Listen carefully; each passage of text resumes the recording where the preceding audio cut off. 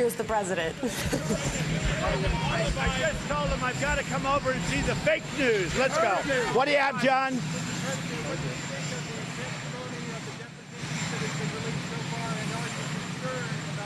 I'm not concerned about anything. The testimony has all been fine. I mean, for the most part, I never even heard of these people. I have no idea who they are. They're some very fine people. You have some never-Trumpers. It seems that nobody has any first-hand knowledge. There is no first-hand knowledge. And all that matters is one thing, the transcript. And the transcript is perfect. Mark Levin last night on television, who's a great constitutional lawyer, he broke it down. He said, what Trump said, and he was respectful, he said, President Trump, what President Trump said was perfect on the transcript. What he said on that telephone call with the president of Ukraine was perfect. He said nothing else matters. And what he said was perfect. And he analyzed it, every line, every paragraph. It was not complex. It was perfect. Nothing else matters. With that being said, every one of those people cancel themselves out. So what they do is they go all over Washington. Let's find the 10 people that hate President Trump the most, and let's put them up there. Now, in some cases, they really turned out to be very much honest and fair, but in no cases have I been hurt. In no cases that I see have I been hurt. So, Mr. President, what do you say to the millions of people who don't believe you? What do you say to the millions who don't believe you? Well, they shouldn't be having public hearings. This is a hoax. This is just like the Russian witch hunt. This is just a continuation. When you look at the lawyer for the whistleblower, I thought it ended when they found out that the lawyer was so compromised. The lawyer's the bad guy. So you look at that, I thought that was the end of it. No, this is just a continuation of the hoax. It's a disgraceful thing. In the meantime, we've got the best markets we've ever had, stock markets. We have the best unemployment numbers we've ever had. We have the best employment numbers we've ever had. We have almost 160 million people. We've never been even close to that. So we're doing it, but unfortunately, you people don't want to talk about that. China, can you tell me whether a tariff rollback will be part of the phase one China? Well, they'd like to have a rollback. I haven't agreed to anything. China would like to get somewhat of a rollback, not a complete rollback, because they know I won't do it. But we're getting along very well with China. They want to make a deal. Frankly, they want to make a deal a lot more than I do. I'm very happy right now. We're taking in billions of dollars. I'm very happy. China would like to make a deal much more than I would. Will you endorse Jeff Sessions in his Alabama Senate run? Well, I haven't gotten involved. I saw he said very nice things about me last night, but we'll have to see. I'll have to see. I haven't made a determination. Yeah, go ahead. I don't even think about it. Mr. President, so what do you say to the millions of people who just don't believe you, that you have something and that your transcript shows that you did something wrong? What do you tell them? Well, I'll tell you what, it's a very simple thing. I had a very good call with the president of Ukraine. I assume that's what you're talking about. The call was perfect. Now, thereafter, I have a second call, what nobody knew about, and I guess they want that call to be produced also. You've heard that, John. So I have a second call. I had a second call with the president, which actually I believe came before this one. And now they all want that one. And if they want it, I'll give it to them. I haven't seen it recently, but I'll give it to them. But I had a call before this one with the president of Ukraine.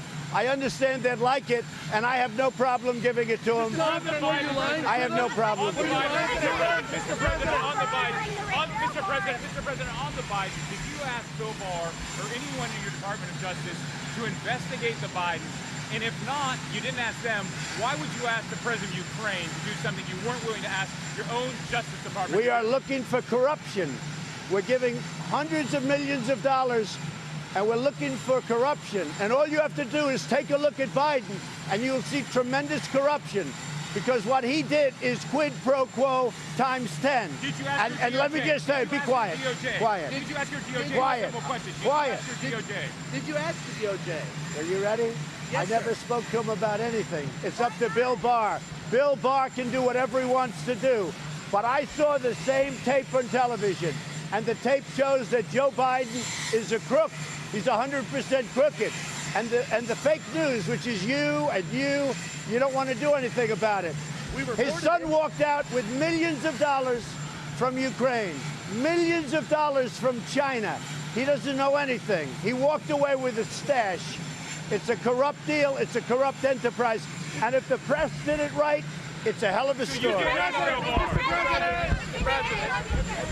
figured out where you're going to sign the phase 1 trade deal yet? Well, we're looking at different, assuming we get it. You know, I never like to talk about things until we have them. But it could be Iowa or farm country or someplace like that. It will be in our country, but it could be someplace like that, John. No, I don't think so. I think we'd go more to the farm bill. No,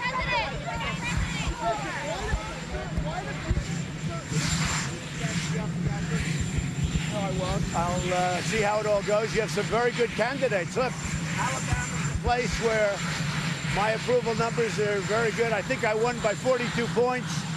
I love Alabama. I'm going to go watch a very good football game on Saturday, which is tomorrow, with LSU. That's going to be great. We'll see what happens. He's got tough competition. I mean, you have the football coach. Tommy is doing very well.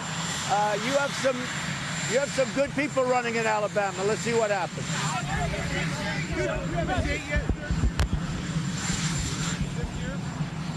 We'll see what happens. I mean, we'll see what happens. We're getting along very well. They want to make the deal far more than I do. I will tell you, they want to make it far more than I do. But we'll see what happens. We're taking in right now. And you know, as a reporter of finance, you know what I'm saying. They've devalued their currency, and they ate this tariff. We're taking in billions of dollars in tariff money from China. I like our situation very much.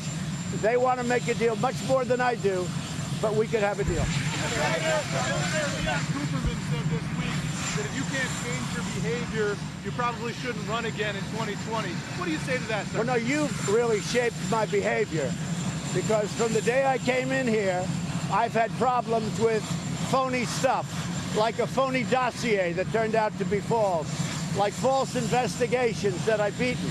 So a lot of my behavior was shaped by the fake news and by the other side. That was a lot of my behavior. The fact is that we created the greatest economy in the history of our country. With all of that stuff going on behind me, nobody else could have done it. Rush Limbaugh said he doesn't know a man in the world that could have done what Trump did. I don't know Leon Cooperman, but whoever Leon Cooperman is, I know of him. He can have his own view. But in the meantime, I'm making him rich, and I'm making a lot of other people rich, including the working man and woman. They've never done so well as they've done right now. Our jobs are the best they've ever been. Everything about our economy is just about the best it's ever been, including unemployment. So I think in light of all of the things going on, and you know what I mean by that, the fake news, the Comeys of the world, all of the bad things that went on, it's called the swamp. And you know what happened? And you know what I did? A big favor. I caught the swamp. I caught them all. Let's see what happens. Nobody else could have done that but me. I caught all of this corruption that was going on, and nobody else could have done it. On top of that, we have the best economy, greatest economy we've ever had, the best job numbers we've ever had, African American, Asian American, Hispanic, the best ever. So I think we've done a great job. And tell Leon, who I've seen, but I don't know, tell him congratulations, because he did very well with Trump. Mr. President. We're dealing with India on a lot of different things. Prime Minister Modi is a very good friend of mine. You saw me in Houston. You saw me at the event. 55,000 people. It was great. And we have a lot of things happening with India. We have a very good relationship with India. He wants me to go there. I will be going at some point to India.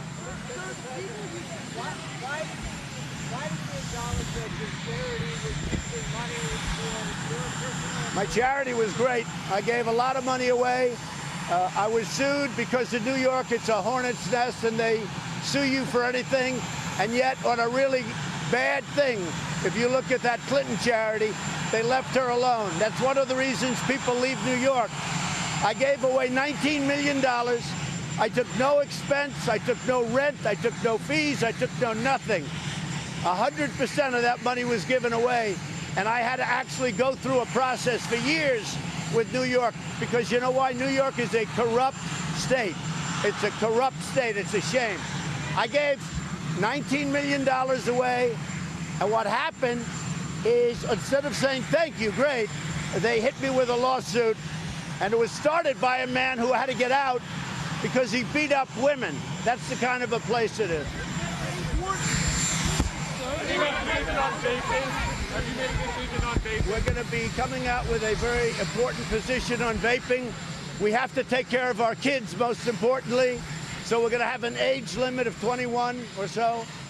But we'll be coming out with something next week very important on vaping. We have a lot of people to look at, including jobs, frankly, because, you know, it's become a pretty big industry. But we're going to take care of it now. There's also, you know, when you mention vaping, you're talking about e-cigarettes. You're talking about a lot of different things. But we're coming out with a big paper next week.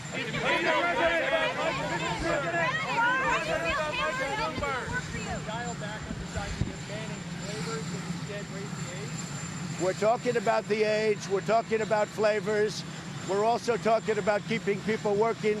And, you know, there are some pretty good aspects. But we're coming out. We're very close to a final report, John, and we'll be giving it next week. Because the industry does support raising the age, but they don't like the ban. Yeah, we're going to be raising the age. We will be doing that. And can I just come back to the first transcript of the call with Zelensky from April 21st? It's my understanding that the White House counsel isn't particularly keen to release that. Will you overrule him? Well, they don't want to give all this information on a scam. It's a witch hunt. I'm okay with releasing it. It doesn't bother me. I know what I said. It was fine. But no, they do want to have the second call, which is really the first call, the one before this. I had a call. I'm sure it was fine. I mean, you know, I make a lot of calls. But I have no problem releasing it. I'm very transparent. Nobody is more transparent than I am. And if I wasn't, and if I didn't release it, it would have been a problem. Because the fake whistleblower said something about the call, many things that were wrong. When the whistleblower came forward, he talked about this horrible call. It turned out to be a perfect call, as I say. Mark Levin said this was a perfect call. So they lied. They lied. The whole thing is a scam. This is a scam by the Democrats to try and win an election. Now they want my first call. I have no problem giving it to them, other than I don't like giving calls to the media when I'm dealing with foreign nations. But I will give it if they want it. Mr. President, Gordon Sondland said at the beginning of September he presumed there was a quid pro quo.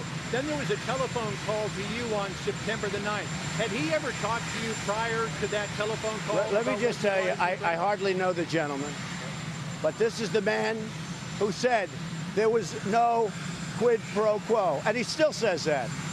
And he said that I said that. And he hasn't changed that testimony.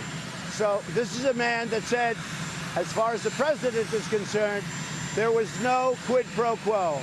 Everybody that's testified, even the ones that are Trump haters, they've all been fine. They don't have anything. But now they want the first call with the president of Ukraine. If they want it, I'll probably give it to them, but they really want it badly. If they want it, I will probably give it to them.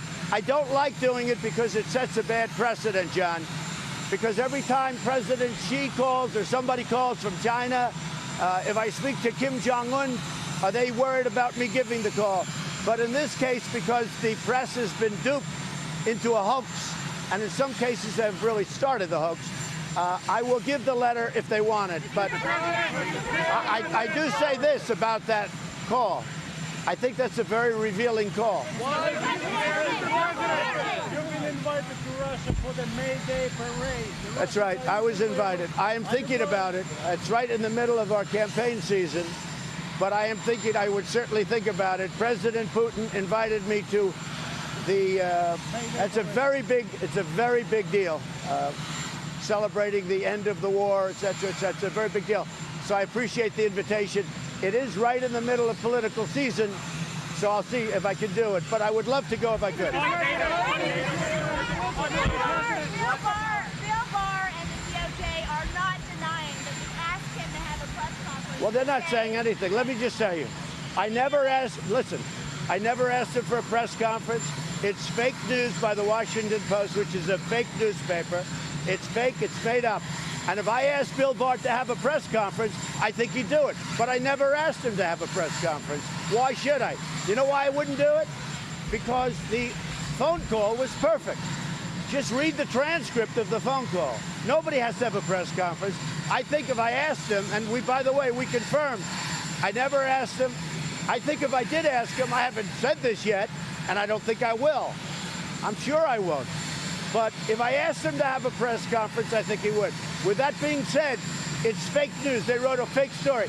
We told them that before they wrote the story. But today, when you tell the press something, it's meaningless because they write whatever. It's all fiction. And I'll tell you, they don't have sources. You know what they do? They make it up. Not everybody, not John, not everybody, but they make it up.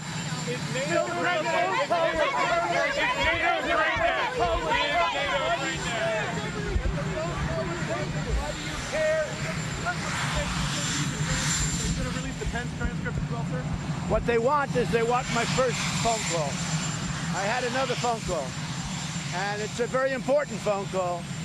And it came to my attention last night that they want the first phone call. Now, the problem I have in releasing the first phone call, because that was actually the second phone call, and it's a perfect call.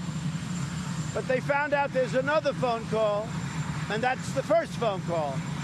And they want it released, and we're considering that. How about the Pence phone call? Which one? That I don't know. I don't know about any calls. I mean, I have no problem. It's up to Mike, but I have no problem.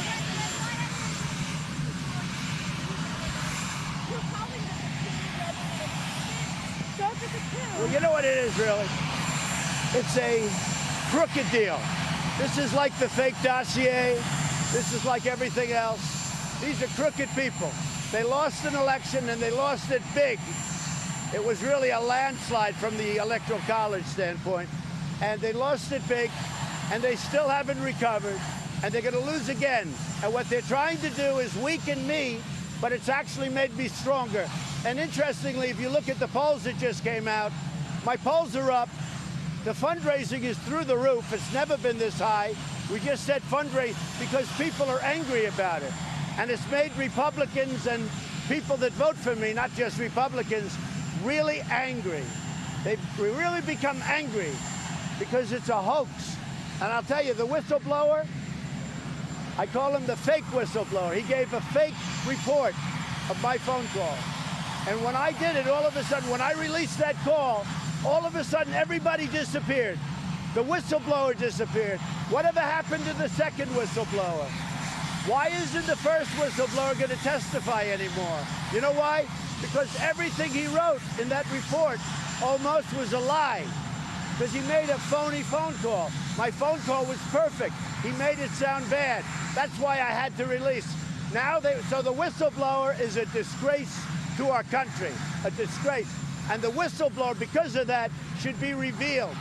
And his lawyer, who said the worst things possible 2 years ago, he should be sued. And maybe for treason, but he should be sued. His lawyer is a disgrace. And then ask him this, where is the second whistleblower, right? Where is the witness that gave the whistleblower the information? They all disappeared because Adam Schiff is a corrupt politician. He's corrupt. He made up a speech and he put my voice in it. He made up a speech. Had nothing to do with what I said. Adam Schiff is a corrupt politician that's not giving us due process, not giving us lawyers, and despite all that, we're kicking their ass. You said that you wouldn't lift the tariffs? Bill Taylor and Alexander Vindman still work for you. Every one of those people testified absolutely fine for me. They've gone out and they've gone out of their way to find the people that hate Donald Trump, President Trump, the most. They put them up there. Everybody's been absolutely fine. And they have, you know, I don't even know most of these people. Many of these people I've never even heard of. So what Crooked Schiff is doing, he's a corrupt politician. What this corrupt politician does, he looks all over, tries to find people that don't like Trump, and he puts them up. We are winning so big. My polls are the highest they've ever been. I'm leading in all of the states, every swing state. The fundraising numbers just came in. They're the highest, I think, in history. I don't think anybody's ever had. And I'll tell you what, we are winning so big because we're going along. These are corrupt politicians, and that includes Nancy Pelosi. She's a corrupt politician. She should go back to a district, which is horrible. It's filthy. It's drug infested. The stuff's being flown out to the ocean. It's being wiped out to the ocean through their drainage systems. You got to see what's happening in San Francisco. Nancy Pelosi ought to focus on a district, but these are corrupt politicians.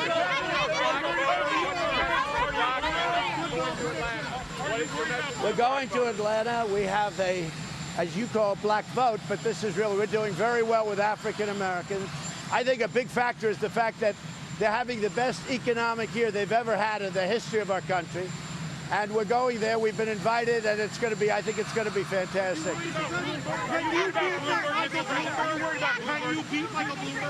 So I've known Michael Bloomberg for a long time. If you go back early on, he said a lot of great things about Trump. But I know Michael, he became just a nothing. He was really a nothing. He's not going to do well, but I think he's going to hurt Biden, actually. But he doesn't have the magic to do well. Little Michael will fail. He'll spend a lot of money. He's got some really big issues. He's got some personal problems, and he's got a lot of other problems. But I know Michael Bloomberg fairly well, not too well, fairly well, well enough. He will not do very well. And if he did, I'd be happy. There is nobody I'd rather run against than little Michael. That I can tell you. The Democrats say that by keeping White House officials from going up to give depositions, that's evidence that the White House is obstructing and could lead to an article of impeachment. Well, they're making it up. First of all, this whole thing is a phony deal. It's a phony setup. When you look at the lawyer that got it started, the whistleblower lawyer, he got it started. It's a phony deal. These Democrats are corrupt. Nancy Pelosi is a corrupt politician. Shifty Schiff is a double corrupt politician. He took my words on the phone call, and they were so good, he totally changed them. He went before Congress. He made a speech before Congress. And in the speech, John, he said things that were horrible. It bore no relationship to the call. And then later on, he was embarrassed. Let me tell you something. Schiff is a corrupt politician. And our people know it, and they know it too, by the way. Just so you know, we have the highest poll numbers. We have the most energy. I was with Mitch McConnell and a whole group of people last night. And I was with leaders of faith and evangelical leaders. They said they have never, all of them, they have never had the energy that we've had and we have now in the Republican Party and beyond the Republican Party. People that were Democrats and they're for Trump. And we've never had the poll numbers. Can you explain, just so that people understand, why you are not allowing people like Mick Mulvaney and others to comply with subpoenas? I don't want to give credibility to a corrupt witch hunt. I'd love to have Mick go up, frankly. I think he'd do great. I'd love to have him go up. I'd love to have almost every person go up when they know me. What I don't like is when they put all these people that I never met before, when they put the head of the never Trumpers on the stand. And even those people were okay. They were fine. Those are the people I never even heard of. The people that I know, I would love to have them go up. Now, the rest is up to the lawyers. I have to do what the lawyers say to a certain extent. Not always, but, you know, to a certain extent. But I will tell you, I like to have the people go up.